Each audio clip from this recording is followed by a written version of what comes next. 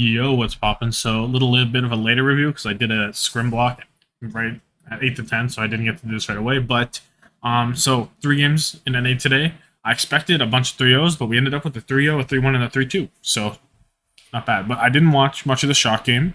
10-0 Shock plus 23 against the 0-10 minus 25 Vancouver Titans, right? Uh I didn't end up watching most of it because I made an omelet instead. But the first two maps, what I saw, not close. Jib was closer, which I did catch, but Chalk had a much better performance. I capped with 3 more minutes than Vancouver, and Vancouver C9 their second offensive push. So not missing much by not seeing this game. It's nice to see Shock not give pity maps as they did in the last series or in the last stage, but they were just rolling. And Vancouver, still showing some solid gameplay, especially on Jib, which I actually got a chance to watch while I was eating. But against Shock, they just have no chance. So still hope for them next week against Washington. Maybe can snag a win there. But against their top teams like Shock, you're not doing it. Player of the match going to Proper. I saw him doing whatever he wanted to do all the time. He was playing very well, and yeah. So now getting into the LA Gladiators, 8-2 with the plus 17 against the Washington Justice, 4-5 with the -1s, a 3-1 for Gladiators because they do a little trolling. So Li Jiang's a 2-0. They're playing Kevster, Potty, Reiner, Shu, and Funny Astro. Washington playing Decay, Happy, Kalios, Krillin, and Vigilante. So Vigilante getting his first of-age game. He was underage, so he couldn't play until now. So exciting for there. But it's very odd because Krillin plays Lucio the entire time, so why not just play opener? Just play opener if you're going to play Lucio the whole time anyway. And even if you are going to put him on a flex support on the map they didn't get to play, if you're going to play him on 66% of the time, then just leave opener in. I don't know. Control Center is 183 for the Gladiators. They're playing Sojourn, May, Ryan, Bap, Lucio. Washington playing Tracer, Sojourn, Doom, Lucio, Moira. Krillin was dying early. Gladiators were just rushing. The case swapped over to Genji at one point, but Vigilante ends up in the Moira. And basically, Gladiators get it to 99 before they flip the point, and Decay wins with the Blade. But then after that Blade, there's some stalling, of course, but Gladiators just pull up and win. And Krillin Lucio is not great. It was dying first often, and Vigilante was dying often, and I don't know. My market's 121 for Gladiators. More of the same comps, basically. Gladiators had until 99. Washington got to get a round or get a fight win, but then Gladiators just come up with ults and they win. So I don't know why they're just playing Krillin the whole time on Lucio. It makes no sense. It just makes no sense. Midtown is a 3-2 for Gladiators. Skew comes in for Funny Astro, so we get more Krillin. This time he is on Zen, so that's good. Gladiators play Genji, Sojourn, Winston on a Zen. Washington play Tracer, Sojourn, Sigma, Zen, Ana on the Gladiators offense. On A, Paddlefan just gets 2 and Kevs to clamp the rest, and Gladiators just ignore Kalios entirely. They run the point, they have 5:30 entering B, so very quick, very easy. Nano Reiner trades for Vigilante, and Gladiators is actually a good trade. Normally, losing your tank isn't a good trade, but it lets Gladiators push through the underpass a lot, so it was actually good. But Washington have a pretty solid hold on B because they do stabilize off it. So despite getting a lot of cart push, they still stabilize, right? Chu fumbles his Nano on a Blade attempt, and Happy and Decay are doing quite a lot for Washington here. And it's very hard to dismount them from where they are because the Sojourn's so hard to dive on that point with the high ground, and Decay can just do things on Tracer, right? But Kevster says, you know what? I don't even need a Blade or a Nano. I'm just going to kill 2 by myself with Trank. And then Gladiators end up going to C. And Washington basically don't fight. They just C9. Kalios was playing all the way on, like, if you're looking at the spawn room of Washington, he was playing on, like, the back side at the very end of the point, like, on the other side, away from where it needs to finish. So Washington, the Gladiators don't even kill anyone. They still cap. I don't know what Kalios is doing over there on the Sigma. An enigma to me, but whatever. Washington's offense, we see Tracer, Sojourn, on a Zen on both sides, Gladiator playing the Doom, with Washington playing the Sigma. Washington end up getting Krillin onto the house beside the point, and they're able to take A off that, basically. It's not, like, super clean, but it's there.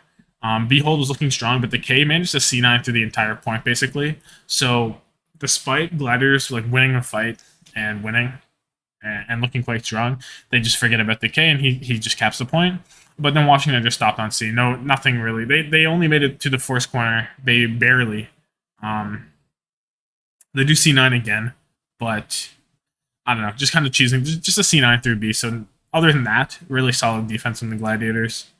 And Washington don't seem to be making the big hero plays that they normally have, especially on that offense. Like normally you expect a big hero play, and I guess C9 is a hero play in a way, but you're not seeing Happy just kill a bunch of people because the Gladiators are just too good of a team for that to happen on a consistent basis, or at all, really. Dorado, 2-1 for Washington.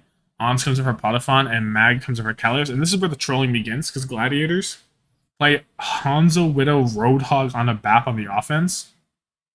Washington played Tracer, Sojourn, Balls, and Ana, and the Roadhog like works kind of for the first fight because he just hooks Mag as he slams, and then Gladiators get to this choke. But after that, it's kind of a struggle.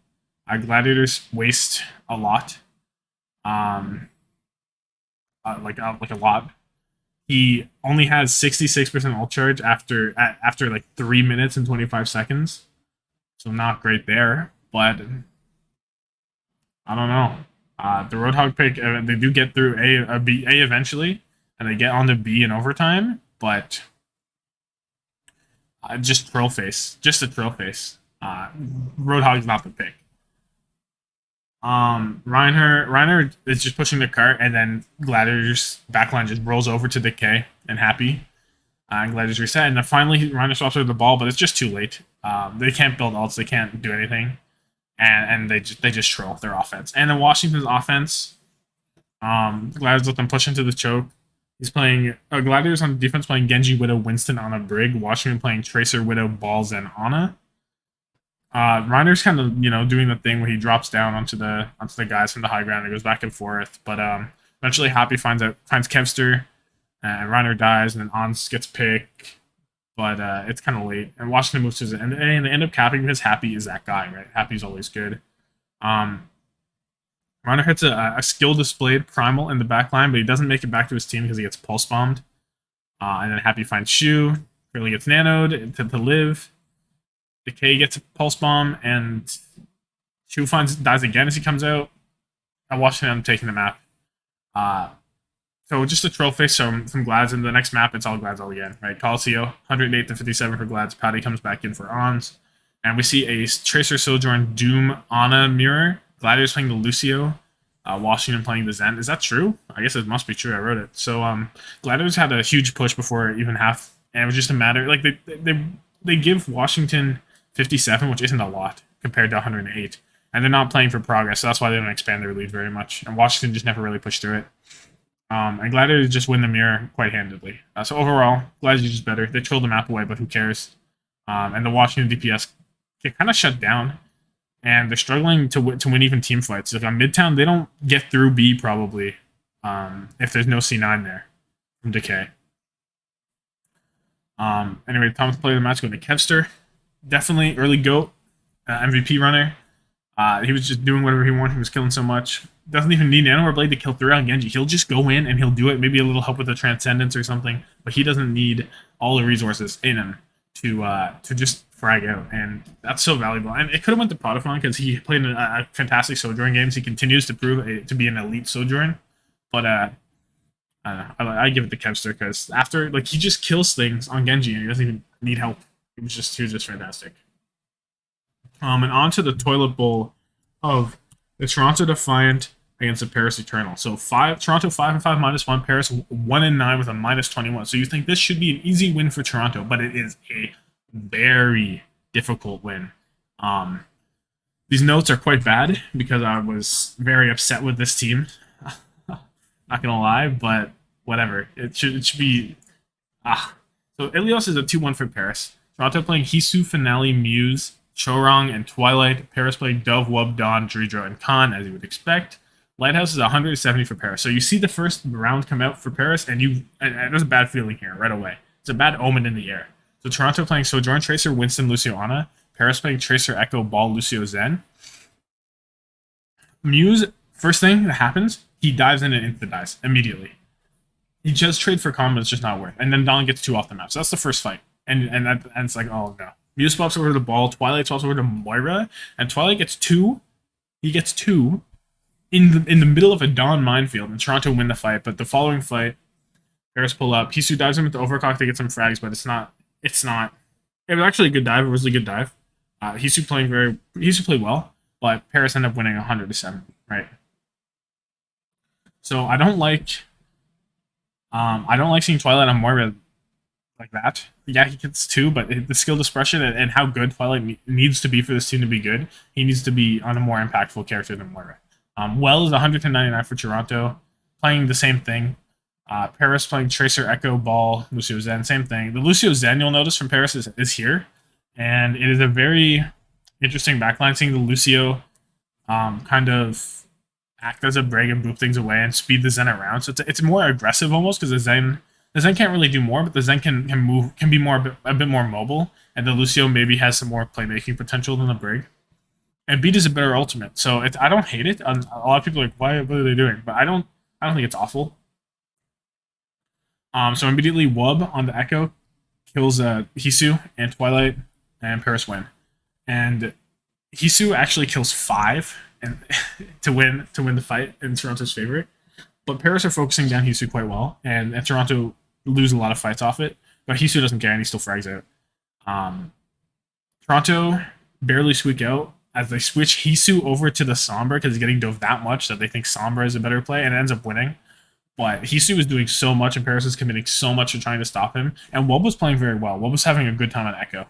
But and Khan on the Zen likewise. But Toronto managed to get it 199. But on Ruins, it's all pairs, 100-0. They continue to do the Sombra. I don't like it. Khan goes big on the first fight. Paris get the first cap. The second fight lasts so long, and Paris stalled out for so long, and Toronto use ults to try and do it. And maybe if they use those ults earlier, they get the flip. But it lasts so long, and they don't even win. And they use like both support ults, and it's just not a good look. And they just, after committing that much to a lost fight for that lasts so long, you're just not going to win the map. But HEESU's the only one doing things, and they're putting him on Sombra. And it's just really disheartening to see HEESU on Sombra whenever he is the only player on this team that consistently will give you wins and will consistently perform at a high level.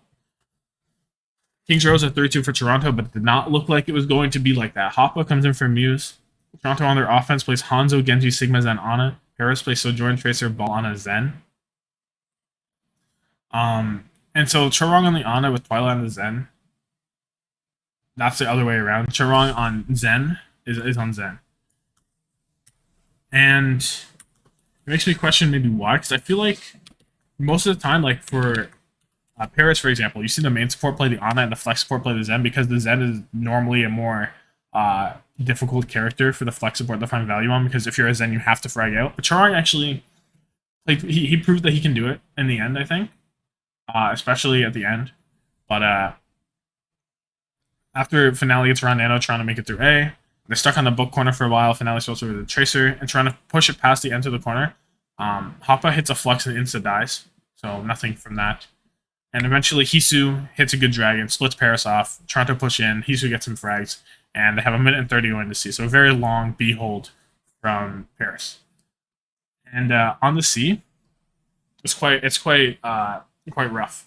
So the nanoclock Dove gets antied and he dies. So there's a time where Dove struggles with 2 ults in that case. Wub finds both supports, however. Hoppa flexes someone, but he dies very soon, so it's basically a waste. And Toronto are forced to reset. HEESU then next fight kills Dredro as Hoppa dies, and then Wub blades, but Chorong plus Twilight keeps him up. Twilight even nanoing Chorong to get him to live, and Chorong goes big and ends up helping Toronto finish the map in overtime. But it was looking very rocky. I don't love the Toronto Sigma comp. I don't like it that much. Toronto backline had to do a lot for them to cap. With Chorong on the Zen shutting down Wub with the help of Twilight was fantastic. And Wub again has been having a good series so far. Paris on the offense play into Hanzo, Tracer, Sigma, Zen, Ana. Paris playing Sojourn, Genji, Ball, Lucio, Zen. Khan gets a first pick, Wub gets a pick, and gets some more guys, and Paris cap A is trying to set up for an early choke fight, but Wub hits a good flank and kills Twilight early, so that setting up for that early fight at gate doesn't work because they just get flanked and die, so then they're forced to reset. So basically give up a recontest on A and the early fight, which is a very strong place to hold on Kings Row, for nothing. So it's a very bad look for Toronto. They end up stabilizing with HEESU swapping to Ashe, getting nanoed, and then getting a pick through a Transcendence. So good for him there. And trying to end up stabilizing for a bit. Dove hits a good flank in the alleyway though and dismantles the backline. Toronto do get a recontest off, and Hoppa is not really going in on the ball. He switches over the ball. I guess that's important to mention, but he's not really going in. He's just sitting on the point waiting for his team to get there. Tehran gets forced to trank, and then Khan just walks in with Wub, and both supports die in the blade, in Wub's blade rather, and Paris head in the sea with 3 minutes.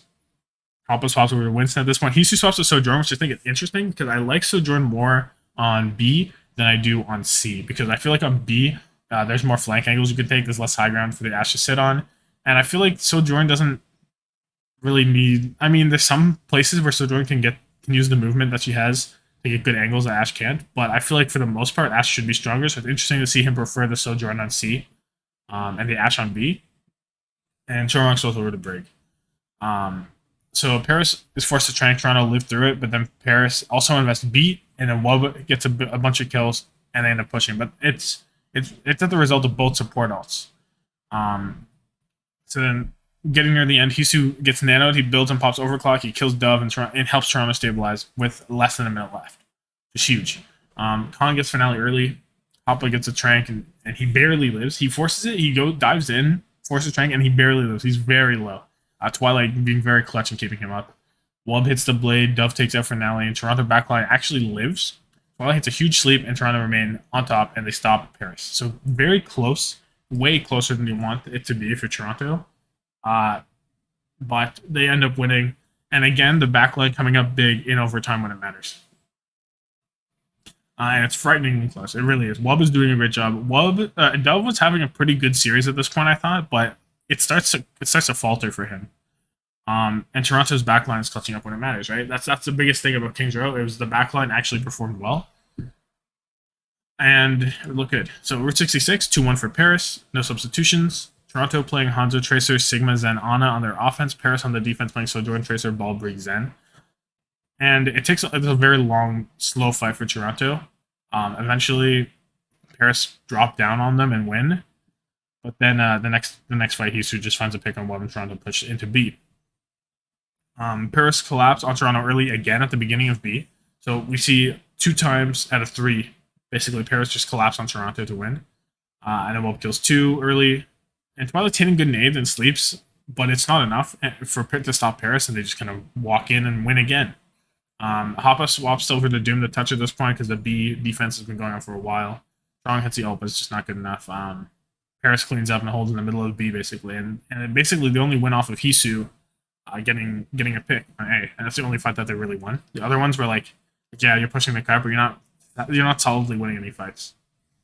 Paris' offense, they're playing, both teams playing Sojourn, Tracer, with Toronto playing the Sigma, Brig, Bap, and Paris playing the Ball, Lucio, Zen. And it was another long fight. Neither team getting a pick for about a minute and 30, and HEESU finally gets one and wins a fight for Toronto.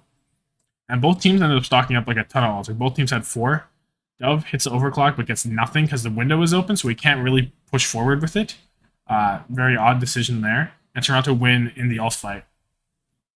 Dawn swaps over to Winston, and then in the no ult fight, they actually win. And Twilight swaps over to the Moira again, which I don't like to see. And Twilight dies. And it's a scrappy fight in overtime because it took them a while to get through. It did take them a bit to get through A.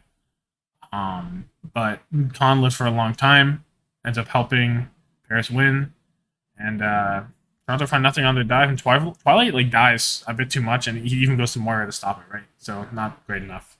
And then Jujo kills both supports, and Paris come out on top, right? So not great. This is a pretty Paris map, and Twilight really struggling to live, and I don't know. I feel like if you put Twilight on Moira, it's kind of a step in the right direction. It kind of means you won. New Queen Street's 124 to 82 for Toronto. But Paris had the lead for the longest time. So it starts off with Sojourn, Tracer, Doom, Brig, Ana. Paris plays Sojourn, Tracer, Ball, Lucio, Zen. But Dove had a pretty bad showing. So Paris has the lead, but Dove has pretty much no useful Sojourn ults. He either ults after the fight, is lost after the fight is won, or just pops ult and dies like multiple times. I don't think he had a good one. And Paris just kind of trolled away the W. It looked like it was theirs to win, but HEESU is doing so much, and HEESU is just pounding. At this point, I was eating, so I wasn't actually taking the notes. But HEESU was doing a lot, and he really does not want to lose, and he doesn't because he ends up winning at Oasis 2-1 in a very close series. Toronto and Paris sticking on their guys. I think, unless Muse came in. I think Muse was in. Right? Yeah, Muse is in. I wonder if Muse is in on the other maps. Yeah, Muse was in on Route 66, actually. Not Hotba. So my apologies there. This is... Or, that Escort? I don't remember. Anyway, Muse is in for this one. Put that in now. But Garden, Toronto looked good, and they had ults, and they were up to 70%, and they just need to use their ults to win it, but they don't do it. And it's pretty poor, and Paris ended up winning. So it looked like Garden should have been a Toronto win, but it ends up not being. Sorry if I was not typing. I was praying for Toronto to not lose to Paris, and I had my hands full. So, University, more stuff. Mirror comp. Toronto looked good. HEESU was doing a lot, and User was getting good dives, but Paris were up for a bit on this map. Ends up being a Toronto win. But Paris did have control for a bit. Once Toronto got the control, Paris never found any good dives, and Toronto was finding a bunch of good dives on the backline early. And it actually looked pretty good coordination with Muse. But yeah, HEESU's not losing. And Finale actually was stepping up at this point too. And City Centers ended up being 191 for Toronto again. It looked like Paris were going to take it, but Toronto managed to get the point again. And once they flip it, they don't let go because Dove is not winning anything against Finale in the Tracer duel, and HEESU was just pounding on the Sojourn. Khan is struggling to find what he needs to on the Zen. But Wub ends up switching to Sombra in the final two fights, and he did not get a lot done. I don't know. I'm not sure about that swap. He was doing things on Echo for the most part. I guess maybe they wanted to slow down Muse or something, but it just doesn't happen like that. And Toronto ended up squeaking out the win against Paris in the end. But God bless HEESU for being the GOAT. He's going to be the player of the match, obviously. Just so good. If HEESU wasn't on this team and he wasn't playing this well, Toronto would have lost for sure, and they would not have this many wins in general as a team. HEESU is playing so well that he is dragging Toronto to victory, like just through mud, through everything. And I hate it when they put him on Sombra. Just don't put him on Sombra. You're not going to win with your best player on Sombra because that means he's playing for your other players, and your other players are not as good. So just stop it. And he's the only reason this team will ever will make this tournament if they do, because they still have a chance not to, depending on how Washington goes. But overall, really bad showing for Toronto. They barely squeaked out the win. HEESU deserves more. Play better for HEESU. He is doing so much for you. Please. And Paris did have a good match, actually. They played better than they have. Wub stepped up big time compared to the last match. He actually was a force on the Echo. I had a decent showing on Tracer when he had to be on it. Before, you would see him on Tracer, and he wasn't really... It wasn't clicking right. And even on the Echo, he was dying first a lot. But this match, no, Wub was playing great. It was actually Dove that I thought was lacking a little bit. He was playing good at the start, but as it went on, he was losing the Tracer duels. His overclocks were misused, and that's a pretty important ultimate. It's not like it's a crazy ult, but like it is a very strong ult, and there's a lot of like upside and potential on it. But it's normally not enough for to just win the fight outright. He has to actually like aim with it still. So it's not just like an insta win button, but it is an important ult that you don't want to throw away. But also Khan had a good match, I would say, and Drujo. I'd say everyone in Paris had a good map except for Dove and to an extent Don, but Don still played well. He played better than he did at least. And for Toronto, just HEESU was winning them fights a lot of the time. When it mattered, like on King's Row, Chorong or Twilight would come alive, or both. And that's very important because you need your backline to be engaged. And Muse ended up stepping up enough on the final map, which is good. But even though Toronto won, I really do hope this was a wake-up call for them because they need a wake-up call. They have to get better. They have to be better if they want to show up to the Summer Showdown next stage, which isn't like relevant to this, right? This is Mid-Season Madness, right? They should, unless they really suck, which they do, I guess. But they should make them Mid-Season Madness even with how they're playing, just because they have the... Here, let me take a look, actually. 7 points. Like, I just don't think Boston or Washington are playing good enough to catch up, even if Toronto's playing worse. And they have, well, they only have Shock left. So unless Washington find a way to clutch up against London and, well, they get Vancouver. If they beat London, they have a chance to win, I suppose. So watch out for that. But they need to make changes. They need to be better if they want to win anything. But yeah, that's gonna be it for me. Like this video if you like it. Comment down below your thoughts on the matches, and subscribe for more daily Overwatch content. Thank you so much for watching, and have yourself a good one.